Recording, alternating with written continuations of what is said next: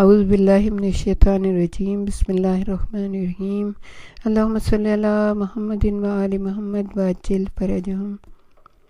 سامعین و ناظرین، سٹی آف نالج اکیڈمی سے آپ کی میزبان بی بی جان آپ کے سامنے حاضر ہیں۔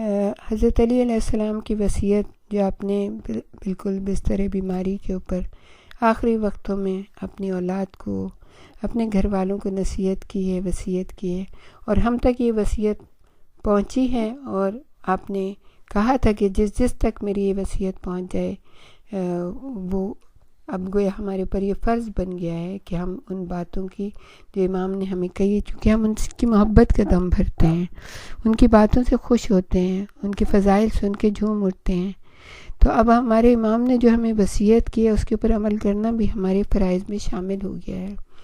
یقیناً ہم لوگ کرتے ہیں، کچھ نہ کچھ تو کرتے ہیں، لیکن بہتر یہ ہے کہ ہم ہر چیز کے اوپر عمل کریں، کیونکہ ہمیں دعوی محبت ہے اور ہمیں شفاعت کا بھی انتظار کرتے ہیں نا کہ مولا ہماری شفاعت کریں گے، ہماری قبر میں آئیں گے، روز قیامت ہماری شفاعت کریں گے، تو کم از کم جو مولا نے ہمیں بتایا ہے اس پہ عمل کرنا ہے ہم کو۔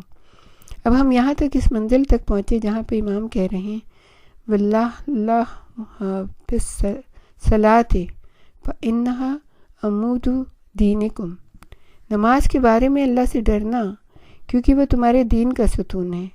یہ چوتھی وصیت ہے جس میں حضرت علی نے فریاد اور استغاثے کا انداز اختیار کیا ہے، جس سے اس چیز کی اہمیت کا اندازہ ہوتا ہے کہ جس کی وصیت کی جا رہی ہے یعنی نماز دین کا ستون ہے۔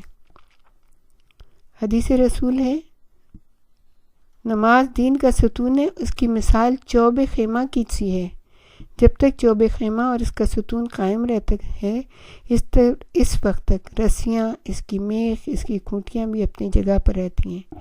جب چوب خیمہ جھک جاتی ہے تو میخ اکھڑ جاتی ہے اور رسیاں ٹوٹ جاتی ہیں۔ ہو سکتا ہے کوئی یہ سوال کرے کہ نماز کیسے دین کا ستون ہے؟ جواب یہ ہے کہ دین خدا پر ایمان، اس سے کنیکشن اور اس مستقل احساس کا نام ہے کہ انسان اپنی تمام زندگی کے معاملات میں خدا کو پیش نظر رکھے، یعنی بندہ خدا کو حاضر و ناظر سمجھے، اور خدا کے حاضر و ناظر ہونے کا احساس آسان کام نہیں ہے، کیونکہ خدا غیب میں ہے، یہ غیب ہے۔ ہاں، یہ احساس عمل سے پیدا ہو سکتا ہے، اور یہ عمل ایسا ہونا چاہیے کہ انسان خود کو اپنے رب کے سامنے تصور کرے، اسی کا نام نماز ہے۔ نماز دوسری عبادتوں سے ممتاز مقام رکھتی ہے۔ دوسری عبادتوں کے برخلاف انسان نماز کو دن میں 5 مرتبہ پڑھتا ہے، جبکہ روزہ سال میں 1 مہینے رکھتا ہے۔ حج اس پر زندگی میں 1 مرتبہ واجب ہوتا ہے، وہ بھی کہ اگر وہ صاحب استطاعت ہو۔ لیکن نماز انسانی زندگی، پوری زندگی کے ہر دن میں ہے۔ وہ نماز ہی سے اپنی صبح کا آغاز کرتا ہے اور نماز ہی پر اپنے دن کو ختم کرتا ہے۔ اس کی زندگی کا ایک حصہ اس فرادہ نوافل نمازوں کی ادائیگی میں گزرتا ہے جو ہر نماز کے ساتھ پڑھی جاتی ہیں۔ اس کے معنی یہ ہیں کہ خدا نے نماز کے ذریعے چاروں طرف سے ہمیں گھیر رکھا ہے۔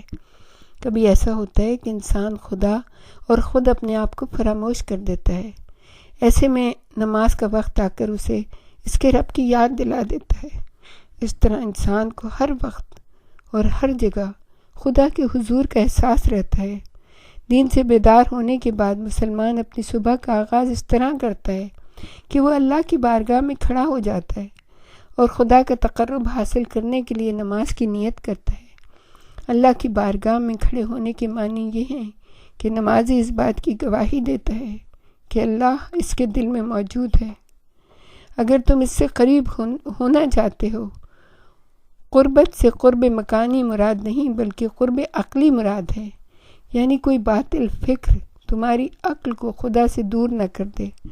تم اپنی زندگی میں ایسے کام انجام نہ دو جن سے خدا خوش نہیں ہوتا اور جنہیں اللہ پسند نہیں کرتا۔ علاوہ ازیں تمہیں اس سے قرب روحانی ہونا چاہیے جس سے انسان صاف و شفاف آفاق میں پرواز کرتا ہے۔ دیکھیے، نیت آپ کے اور خدا کے درمیان ایک قسم کا عہد ہے جس کے ذریعے سے آپ ہمیشہ خدا سے قریب رہ سکتے ہیں۔ اس طرح جب آپ اذان دیتے ہیں تکبیر کہتے ہیں، نماز شروع کرتے ہیں تکبیر کہتے ہیں، اشہد ان لا الہ الا اللہ و اشہد ان محمد رسول اللہ، اور اسی قسم کے دوسرے الفاظ ادا کرتے ہیں، تو اس طرح آپ اپنے اسلام کی تجدید کرتے ہیں۔ جب آپ نماز شروع کرتے ہیں تو تکبیر کہتے ہیں، اور تکبیر کے ذریعے آپ کو یہ شعور حاصل ہوتا ہے کہ اللہ بزرگ و برتر ہے اور سب دوسرے اس سے چھوٹے ہیں۔ اس کے بعد آپ سورہ فاتحہ اور اس میں بیان شدہ اصول عقائد کا ذکر کرتے ہیں، پھر دوسرا سورہ پڑھتے ہیں۔ اس کے بعد آپ رکوع کی اس صورت میں خداوند عالم کے سامنے خشوع کا اظہار کرتے ہیں، پھر سجود میں جاتے ہیں، جو انتہائی عبدیت کا نمونہ ہے، اور یوں نماز عقیدے کا عملی اظہار اور بارگاہ الہی میں مستقل حاضری کا احساس ہے۔ مثال کے طور پر ہم اپنے کام کاج میں منہمک ہوتے ہیں، کبھی صبح سے دوپہر کے درمیان ہم سے کوئی گناہ سرزد ہو جاتا ہے، ایسے میں ظہر کی نماز کا وقت آ پہنچتا ہے تاکہ آپ خدا کے ساتھ اپنے عہد کی تجدید کریں اور ہم نے اس کی جو نافرمانی کی ہے اس پر توبہ کریں۔ اگر ہم نماز ظہر اور عصر علیحدہ بھی پڑھتے ہوں تو ایسے ہی ظہر کا وقت پھر عصر کا وقت آ جاتا ہے۔ یہی صورت نماز مغرب اور عشاء کی ہے۔ بس پروردگار عالم متعال یہ چاہتا ہے ہم سے کہ ہم اس سے دور نہ ہوں، فوراً اس کی طرف لوٹ آئیں، اور اگر اسے بلا بیٹھیں تو اس کو یاد کریں۔ نماز کی ایک صفت جو بتائی گئی ہے وہ یہ ہے کہ روح مومن کی معراج ہے۔ قرآن کریم میں اہل جنت اور اہل جہنم، مومنین و کافرین کے درمیان ہونے والی جو گفتگو نقل ہوئی ہے، اس میں پروردگار عالم ارشاد فرما رہا ہے، سورہ مدثر کی آیت ہے، آیت نمبر 38-43 تک، کل نفس بما کسبت رہینہ الا اصحاب الیمین فی جنت یتساءلون عن المجرمین ما سلککم فی سقر قالوا لم نک من المصلین۔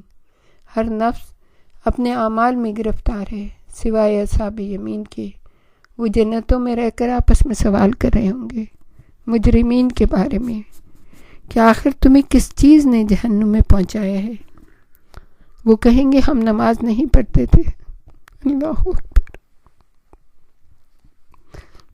سورہ مومنون میں چند خصائص و صفات کو مومن کی کامیابی کا سبب بتایا گیا ہے، اور اس میں ایک یہ بھی ہے پابندی کے ساتھ نماز پڑھنا۔ پروردگار عالم ہم سب کو توفیق عطا فرمائے کہ وقت کی پابندی کے ساتھ اپنے رب کے بارگاہ میں حاضر ہوں، اس سے دعائیں کریں، اس سے توبہ کریں، اس سے استغفار کریں۔ جو غلطیاں ہم سے سرزد ہوئی ہیں، پروردگار ہمیں 5 مرتبہ موقع دیتا ہے کہ اس کی بارگاہ میں، ایسا نہ ہو کہ یہ موقع ہمارے ہاتھ سے نکل جائے اور پھر ہاتھ ملتے رہ جائے۔ خسرت دنیا والآخرہ، دنیا میں بھی خسارہ اور آخرت میں بھی خسارہ۔ سورہ مومنین میں چند خصائل و صفات کو مومن کی کامیابی بتائی ہے، اور اس میں ارشاد ہوتا ہے قد افلح المؤمنون الذین هم فی صلاتہم خاشعون۔ یقیناً مومنین کامیاب ہو گئے جو اپنی نمازوں میں خشوع کرنے والے ہیں۔ پھر پروردگار عالم ارشاد فرما رہے والذین هم علی صلاتہم یحافظون، اور جو اپنی نمازوں کی پابندی کرنے والے ہیں۔ اللہ اکبر۔ پروردگار ہم سب کو توفیق عطا فرمائے کہ ہم اپنی نمازوں کی حفاظت کریں، نمازوں کی پابندی کریں۔ مولا علی سے منقول ہے کہ آپ نے فرمایا، میں نے رسول اللہ صلی اللہ علیہ وآلہ وسلم کو سنا کہ قرآن کی سب سے زیادہ امید افزا آیت یہ ہے، واقم الصلاۃ طرفی النہار وزلفا من اللیل ان الحسنات یذہبن السیئات۔ فرمایا اے علی، قسم اس ذات کی جس نے مجھے حق کے ساتھ بشیر و نذیر بنا کر بھیجا، تم میں سے جو شخص وضو کرتا ہے اس کے اعضاء سے گناہ دور ہو جاتے ہیں، اور جب وہ تہہ دل سے خدا کی طرف رخ کرتا ہے تو وہ گناہ سے اس طرح پاک ہو جاتا ہے جیسے شکم مادر سے پیدا ہوتے وقت ہے۔ اور اگر 2 نمازوں کے درمیان اس سے کوئی لغزش ہو جاتی ہے تو بھی وہ معاف کر دی جاتی ہے۔ اس طرح آپ نے 5 نمازوں کو شمار کیا۔ پھر فرمایا اے علی، نماز میری امت کے لیے ایسی ہے جیسے تم میں سے کسی کے دروازے کے سامنے نہر بہتی ہو۔ بتاؤ اگر اس شخص کے بدن پر کوئی میل ہو اور وہ دن میں 5 بار اس نہر میں نہائے تو کیا اس کے بدن پر یہ میل باقی رہے گی؟ خدا کی قسم، میری امت کے لیے 5 وقت کی نماز ایسی ہی ہے۔ رسول اللہ صلی اللہ علیہ وآلہ وسلم سے منقول ہے، آپ نے فرمایا روز قیامت بندے کے اعمال میں سب سے پہلے نماز کو دیکھا جائے گا۔ اگر نماز قبول ہو گئی تب دوسرے اعمال دیکھے جائیں گے، اور اگر نماز قبول نہ ہوئی تو کوئی عمل قابل قبول نہیں ہے۔ یا اللہ، تو ہماری نمازوں کو ایسا کر دے کہ تیری بارگاہ میں قبول ہو جائیں۔ مولا علی کی ایک اور وصیت میں منقول ہے، میں تمہیں نماز اور اس کی حفاظت کی وصیت کرتا ہوں۔ بے شک نماز بہترین عمل ہے اور یہ تمہارے دین کا ستون بھی ہے۔ نماز انسان کا زیادہ وقت نہیں لیتی۔ جب لوگ گھنٹوں ٹی وی دیکھنے میں، کھیل کود میں مشغول ہوتے ہیں، اور جب نماز کا وقت آتا ہے اور اگر کوئی ان سے کہے نماز پڑھ لو تو ایسے لگتا ہے جیسے ہزاروں من کا بوجھ لدا ہوا ہے۔ تو اس کو پروردگار عالم نے ارشاد فرمایا ہے سورہ جمعہ میں، وَإِذَا رَأَوْا تِجَارَةً وَلَهْوًا انفَضُّوا إِلَيْهَا وَتَرَكُوكَ قَائِمًا قُلْ مَا عِندَ اللَّهِ خَيْرٌ مِّنَ اللَّهْوِ وَمِنَ التِّجَارَةِ وَاللَّهُ خَيْرُ الرَّازِقِينَ۔ اور اے پیغمبر، جب یہ لوگ تجارت اور لہو و لعب کی چیزوں کو دیکھتے ہیں تو ان کی طرف دوڑ پڑتے ہیں اور آپ کو تنہا چھوڑ دیتے ہیں۔ آپ ان سے کہہ دیجئے کہ خدا کے پاس جو کچھ بھی ہے وہ اس کھیل اور اس تجارت سے بہرحال بہتر ہے، اور وہ بہترین رزق دینے والا ہے۔ یہ آیت نماز جمعہ کے بارے میں نازل ہوئی ہے، لیکن ہر نماز کے بارے میں ایسا ہی ہے کہ نماز کو بہت ہی خشوع و خضوع کے ساتھ پڑھنا چاہیے۔ اسباب نزول میں لکھا ہے کہ وحی قلبی مسلمان ہونے سے پہلے ایک مرتبہ اس وقت سامان تجارت لے کر مدینہ آئے جس پر رسول خدا خطبہ دے رہے تھے۔ لوگ سامان خریدنے کے لیے ان کی طرف دوڑ پڑے۔ مسجد میں صرف 12 آدمی رہ گئے۔ یہ حالت دیکھ کر رسول اللہ نے فرمایا، اگر یہ 12 آدمی میں نہ ہوتے تو ان پر آسمان سے پتھر برس جاتے۔ اس موقع پر خدا نے سورہ جمعہ کی مذکورہ آیت کو نازل کیا۔ اگرچہ یہ آیت سورہ جمعہ کی ہے لیکن نماز جمعہ سے مخصوص نہیں، بلکہ ہر نماز کے لیے اور ہر اس موقع کے لیے جب الہی فریضے کی ادائیگی اور کسی دنیاوی بات میں سے ایک کو انتخاب کرنا ہوتا ہے۔ انسان کو چاہیے کہ نماز کی شرائط پر عمل کرے، گھریلو زندگی میں نماز کا ماحول فراہم کرے، اپنے بچوں سے کہے نمازیں پڑھیں۔ خداوند عالم نے اپنے نبی سے فرمایا، وَأْمُرْ أَهْلَكَ بِالصَّلَاةِ وَاسْتَبِرْ عَلَيْهَا، اور اپنے یعنی سورہ طٰہٰ جو 20واں سورہ ہے اس کی آیت کا نشان ہے 132، اور اپنے اہل خانہ کو نماز کا حکم دیجیے اور اس پر صبر کیجیے۔ اگر کوئی نہیں پڑھ رہا ہے لیکن آپ کا جو فریضہ بن رہا ہے قرآن کی روح سے کہ آپ ان کو حکم ضرور دیں کہ آپ کو نماز پڑھنی ہے، اب آگے ان کی مرضی ہے، کیونکہ نماز کو سمجھ کر پڑھنے، اس میں خشوع و خضوع برقرار رکھنے، اس میں پڑھے جانے والے اذکار اور اس کے افعال سے سبق حاصل کرنے کے لیے صبر کی ضرورت ہوتی ہے۔